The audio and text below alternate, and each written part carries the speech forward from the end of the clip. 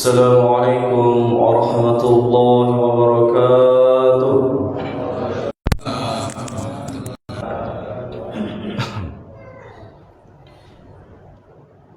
Alhamdulillah ala ihsanihi wa syukru lahu ala taufiqihi wa imtinanihi. Wa ashhadu an la ilaha illallah wahdahu la syarika lah. Wa ashhadu anna sayyidina Muhammadan abduhu wa rasuluhu da'i ila ridwanihi. Allahumma salli wa sallim wa barik ala sayyidina Muhammadin wa ala alihi wa ashabihi wa man tabi'ahum bi ihsan ila yaumiddin, amma ba'd. Fa ya ibadallah, usikum wa nafsi bi taqwallahi wa ta'atihi la'allakum tuflihun. Faqad qala Allah ta'ala fi kitabihil karim: أعوذ بالله من الشيطان الرجيم بسم الله الرحمن الرحيم يا أيها الذين آمنوا اتقوا الله حق تقاته ولا تموتن إلا وأنتم مسلمون. صدق الله العظيم وبلغ رسوله الكريم ونحن على ذلك من الشاهدين والشاكرين والحمد لله رب العالمين. Yang kami hormati, yang kami muliakan Ketua dan segenap pengurus Masjid Haji Abdul Aziz Caileng yang sempat hadir pada kesempatan kali ini. Yang kami hormati, yang kami muliakan Ketua, para pembina, guru-guru, para asatidz, beserta para members komunitas Bojong Subuh yang sempat hadir pada kesempatan kali ini, dan seluruh jemaah masjid yang insyaallah sama-sama dirahmati dan dimuliakan oleh Allah Subhanahu wa taala. Puji syukur senantiasa kita panjatkan kehadirat Allah Subhanahu wa taala, oleh karena Allah Subhanahu wa taala masih memberikan kita berbagai macam rahmat dan nikmat-Nya kepada kita sekalian, sehingga kita semua bisa hadir dan berkumpul di tempat yang penuh barakah ini dalam rangka untuk menunaikan kewajiban kita kepada Allah Subhanahu wa taala dengan melaksanakan salat subuh kita secara berjemaah. Salawat dan salam kita kirimkan kepada baginda Rasulullah Muhammad sallallahu alaihi wasallam. Dialah nabi sekaligus rasul Allah Subhanahu wa taala yang kita semua mengharapkan syafaat ataupun pertolongan dari Rasulullah sallallahu alaihi wasallam di yaumil akhir. Lantas bagaimana cara kita mendapatkan syafaat ataupun pertolongan dari Rasulullah sallallahu alaihi wasallam di yaumil akhir? Salah satu caranya hadirin dimuliakan Allah, yakni dengan memperbanyak bersalawat kepada Rasulullah Muhammad sallallahu alaihi wasallam. Ustaz, apa yang akan saya dapatkan ketika saya bersalawat kepada Rasulullah sallallahu alaihi wasallam? Di dalam kitab Irsyadul Ibad, hadirin dimuliakan Allah, dijelaskan bahwasanya dahulu ada seorang pemuda pergi menunaikan ibadah haji. Namun ketika pemuda itu, hadirin dimuliakan Allah, melakukan tawaf mengelilingi Ka'bah, bukan doa yang diajarkan oleh Rasulullah sallallahu alaihi wasallam yang dia baca, bukan labbaik Allahumma labbaik, labbaik la syarika laka labbaik, innal hamda wan ni'mata laka wal mulk la syarika lak.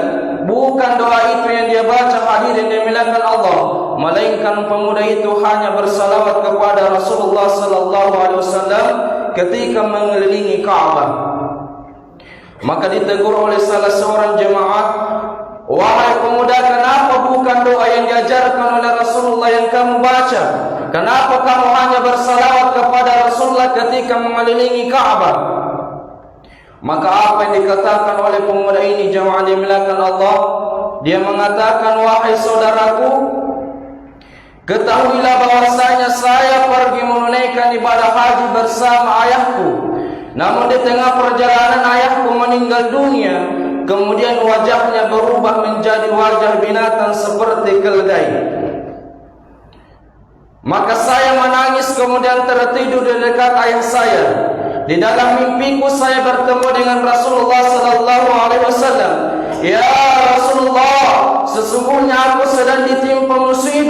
ayahku meninggal dunia, kemudian wajahnya berubah menjadi wajah binatang seperti keledai. Maka perhatikan jemaah sekalian, apa kata Rasulullah sallallahu alaihi wasallam. Rasulullah sallallahu alaihi wasallam mengatakan, wahai pemuda, ketahuilah bahwasanya semasa ayahmu hidup di dunia, dia senantiasa memakan harta haram, sehingga Allah Subhanahu wa taala mengazabnya dengan mengubah wajahnya menjadi wajah binatang seperti keledai. Namun ada satu amalan yang senantiasa dilakukan oleh ayahmu semasa hidup di dunia. Dia senantiasa bersalawat kepadaku 100 kali dalam sehari. Maka inilah yang membuat saya berdoa kepada Allah Subhanahu wa taala. Ya Allah, saya memohon kepadamu ya Allah, ampunilah dosa dari ayah pemuda ini, karena dia senantiasa bersalawat kepadaku 100 kali dalam sehari. Maka apa yang terjadi kemudian jemaah dimuliakan Allah? Ketika pemuda itu membuka matanya, nai tetap panambona. Apa yang terjadi kemudian jemaah dimuliakan Allah? Wajah dari ayah pemuda ini bercahaya bagaikan cahaya bulan purnama. Barakana risanya salawat Nabi Muhammad sallallahu alaihi wasallam. Makanya hadirin dimuliakan Allah Subhanahu wa taala, sejak pemuda itu mengelilingi Ka'bah melakukan tawaf di tanah suci Makkah, bukan doa yang diajarkan oleh Rasulullah yang dia baca, melainkan dia hanya bersalawat kepada Rasulullah sallallahu alaihi wasallam. Kenapa? Karena semasa kejadian itu hadirin dimuliakan Allah, pemuda itu sudah berjanji kepada Allah Subhanahu wa taala bahwasanya dia tidak akan meninggalkan membaca salawat kepada Rasulullah sallallahu alaihi wasallam semasa hidupnya. Hadirin dimuliakan Allah Subhanahu wa taala. Maka dari itu jemaah dimuliakan Allah, marilah kita senantiasa meluangkan waktu kita setiap harinya untuk senantiasa bersalawat kepada Rasulullah sallallahu alaihi wasallam. Hadirin sedang jemaah subuh yang insyaallah sama-sama dirahmati dan dimuliakan oleh Allah Subhanahu wa taala. Insyaallah pada kesempatan kali ini tema yang akan kita sampaikan adalah lanjutan dari pembahasan kita sebelumnya yang terdapat di dalam kitab Nasaihul Ibad yang dikarang oleh Andre Guru Syekh Muhammad Nawawi Al-Bantani. yakni ada 3 golongan yang beruntun di dunia dan beruntun di akhirat. Hadirin yang dimuliakan Allah Subhanahu wa taala. Siapakah ketiga golongan itu yang beruntun di dunia dan beruntun di akhirat jemaah yang dimuliakan Allah? Yakni yang pertama, tuba liman taraka dunya qabla an tatrukahu.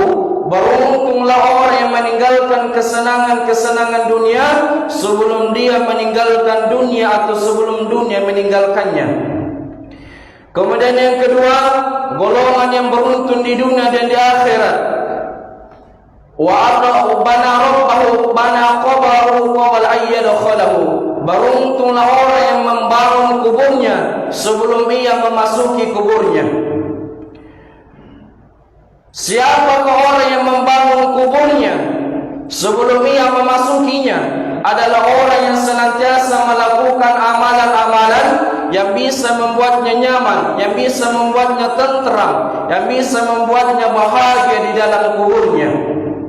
Amalan apa yang bisa membuat kita nyaman? Amalan apa yang membuat kita bahagia, tenteram di dalam kubur? Ada 3 jemaah sekalian. Yang pertama sedekah jariah, yang kedua ilmu yuntafa'u bihi, ilmu yang bermanfaat, dan yang ketiga waladun shalih yad'ulah, adalah doa anak-anak yang saleh yang senantiasa mendoakan kedua orang tuanya. Yang pertama, amalan yang bisa membuat kita nyaman, bahagia, tenteram di dalam kubur adalah sedekah jariah. Kita semua tahu jemaah yang dimuliakan Allah bahwasanya sedekah jariah itu pahalanya, kebaikannya akan senantiasa mengalir kepada orang yang pernah melakukan sedekah jariah walaupun orang itu sudah lama meninggal dunia.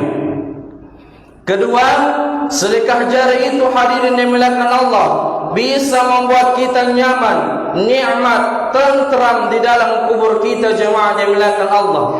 Tidak hanya itu hadirin yang dimuliakan Allah, Rasulullah sallallahu alaihi wasallam bersabda, "As-sadaqatu tudfi'ul khati'ata kama yudfi'ul ma'un nar." Sedekah itu dapat menghapus dosa sebagaimana air memadamkan api. Jemaah yang dimuliakan Allah Subhanahu wa taala, kita sebagai manusia hadirin yang dimuliakan Allah tidak pernah lepas dari yang namanya dosa. Ketika mata kita melihat, yang dilihat adalah dosa. Ketika telinga kita mendengar, yang didengar adalah dosa jamaah sekalian. Ketika mulut kita berbicara, yang dibicara adalah dosa jamaah sekalian. Ketika tangan kita memegang, yang dipegang adalah dosa jamaah dimuliakan Allah. Maka dari itu, karena kita manusia tidak pernah lepas dari yang namanya dosa jamaah dimuliakan Allah, maka salah satu cara untuk menghapus dosa yang senantiasa kita lakukan kepada Allah, yakni dengan bersedekah di jalan Allah Subhanahu wa taala.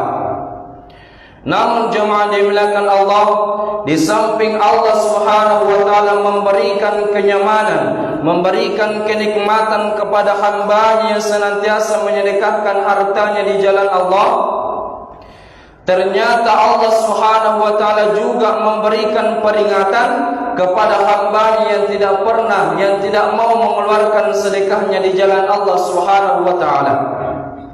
Seperti yang terjadi pada zaman dahulu, ada seorang ahli ibadah, ahli tahajud yang bernama Abu Sufyan bin Hisham. Abu Sufyan bin Hisham hadirin yang dimuliakan Allah, seorang ahli tahajud, ahli ibadah. Semasa usianya mencapai usia balik sampai usianya yang ke-80 tahun, dia tidak pernah meninggalkan yang namanya solat tahajud. Maka pernah suatu ketika jamaah dimuliakan Allah, Abu bin Hisham ini didatangi oleh seorang malaikat. Maka Abu bin Hisham ini berkata kepada malaikat, "Siapakah engkau?" Maka malaikat itu menjawab, "Aku adalah malaikat Allah Subhanahu wa taala yang bertugas mencatat amalan-amalan tahajud yang dilakukan hamba Allah Subhanahu wa taala." Maka Abu Hisham mengatakan, "Berarti ada namaku di situ, karena saya sejak usia balik sampai usiaku 80 tahun, saya tidak pernah meninggalkan yang namanya solat tahajud. Coba cari namaku di catatanmu, siapa tahu ada namaku di situ, dan saya yakin 100% pasti ada namaku di dalam buku catatanmu." Namun apa yang terjadi jemaah dimuliakan Allah? Ketika buku catatan malaikat itu dibuka, dicarilah namanya Abu Sufyan bin Hisham. Setelah dicari mulai dari lembaran pertama sampai lembaran terakhir jemaah dimuliakan Allah, tidak ada satupun namanya Abu Sufyan bin Hisham yang tertulis di dalam catatan ahli tahajud tersebut. Maka Abu Sufyan bin Hisham protes kepada malaikat, "Mana mungkin tidak ada namaku di dalam buku catatan itu, karena saya sejak balik sampai usia 80 tahun sama sekali tidak pernah meninggalkan yang namanya solat tahajud." Maka dicari lagi namanya Abu Sufyan bin Hisham di dalam catatan itu hadirin yang dimuliakan Allah. Dicari dan ternyata memang tidak ada namanya Abu Sufyan bin Hisham. Maka berkatalah malaikat, "Wahai Abu Sufyan bin Hisham, ketahuilah bahwasanya sebenarnya Allah Subhanahu wa taala tahu bahwasanya kamu adalah ahli tahajud, tidak pernah meninggalkan salat tahajudmu. Namun ketahuilah Abu Sufyan bin Hisham, ketika saya ingin menulis namamu di dalam catatan ahli tahajud, Allah Subhanahu wa taala melarangku untuk mencatat namamu karena ada satu hal, yaitu pernah suatu malam ada seorang musafir datang bertamu ke rumahmu, mengetuk pintu rumahmu, meminta sedekah kepadamu, tetapi kamu mengabaikannya, kamu tidak mempedulikannya, kamu hanya melanjutkan salat tahajudmu. Sementara ada saudaramu seorang musafir yang mengetuk pintu rumahmu untuk meminta sedekah, meminta makanan, cuman kamu mengabaikannya, sehingga saudaramu itu yang musafir itu meninggalkan rumahmu, kemudian dia meninggal di tengah perjalanannya, maka inilah yang membuat saya dilarang oleh Allah Subhanahu wa taala untuk mencatat namamu di dalam catatan ahli tahajud. Hadirin yang dimuliakan Allah Subhanahu wa taala, maka ketahuilah jemaah yang dimuliakan Allah, harta yang kita miliki itu memiliki 3 hak pada diri kita. Haknya harta yang pertama untuk kita makan, haknya harta yang kedua untuk kita pakai menutup aurat, dan haknya harta yang ketiga untuk kita sedekahkan di jalan Allah Subhanahu wa taala. Hancur 2 dan 1 yang kekal. Yang hancur adalah harta yang kita makan, ketika keluar tidak ada gunanya. Yang hancur adalah harta yang kita pakai menutup aurat, ketika pakaian kita rusak maka tidak ada gunanya. Satu yang kekal adalah harta yang pernah kita sedekahkan di jalan Allah Subhanahu wa taala. Hadirin yang dimuliakan Allah, dan memang kata Rasulullah, hadirin yang dimuliakan Allah, harta kita yang sesungguhnya bukan harta yang ada di dalam rekening kita, tetapi harta kita yang sesungguhnya adalah harta yang pernah kita infakkan, sedekahkan di jalan Allah Subhanahu wa taala. Kemudian yang kedua, amalan bisa membuat kita nyaman, tentram di dalam kubur adalah ilmu yang bermanfaat. Kemudian yang ketiga adalah doa anak-anak yang soleh yang senantiasa mendoakan kedua orang tuanya. Dan ketiga, golongan yang beruntung di dunia dan di akhirat, wa rabbahu adalah orang-orang yang senantiasa ridho terhadap ketetapan-ketetapan Allah Subhanahu wa taala. Bagaimana cara ia ridho kepada ketetapan-ketetapan dari Tuhannya? Yakni dengan mengerjakan perintah Allah dan menjauhi larangan-larangan Allah Subhanahu wa taala. Ketika Allah memberikannya nikmat, dia senantiasa bersyukur. Ketika Allah memberikannya ujian, dia senantiasa bersabar dalam menghadapi ujian yang telah Allah ia berikan. Ketika Allah Subhanahu wa taala mengatakan aqimis shalah, dirikan salat, maka dia mendirikan salat jemaah sekalian. Ketika Allah mengatakan kutiba alaikumus shiyam, berpuasa pada bulan suci Ramadan, maka dia berpuasa pada bulan suci Ramadan. Ketika Allah mengatakan la taqrabuz zina, jangan dekati zina, maka dia jauhi zina. Hadirin yang dimuliakan Allah. Ketika Allah mengatakan la ta'kulur riba, jangan makan harta riba, maka dia menjauhi riba. Hadirin yang dimuliakan Allah. Maka inilah ciri-ciri hamba yang senantiasa ridho terhadap ketetapan-ketetapan Allah Subhanahu wa taala. Maka dari itu jemaah sekalian, sebagai kesimpulan, 3 golongan yang bisa membuat kita bahagia di dunia dan bahagia di akhirat, beruntung di dunia dan beruntung di akhirat. Yakni yang pertama, tuba liman taraka dunya qabla an tatrukahu, adalah beruntunglah orang yang meninggalkan kesenangan-kesenangan dunia sebelum dia meninggalkan dunia. Kemudian yang kedua, bana qabrahu qabla ayyadkhulahu, beruntunglah orang yang membangun kuburnya sebelum ia masuk ke dalam kuburnya. Yang ketiga, beruntunglah orang wa arda rabbahu, beruntunglah orang yang senantiasa ridho terhadap ketetapan-ketetapan dari Tuhannya. Maka dari itu jemaah sekalian, mari senantiasa pelihara diri kita dari hal-hal yang bisa mendatangkan ridhonya Allah Subhanahu wa taala, dan kita jauhkan diri kita sejauh-jauhnya, hadirin yang dimuliakan Allah, dari hal-hal yang bisa mendatangkan murkanya Allah kepada kita. Wabillahi taufiq was sa'adah. Assalamualaikum warahmatullahi wabarakatuh.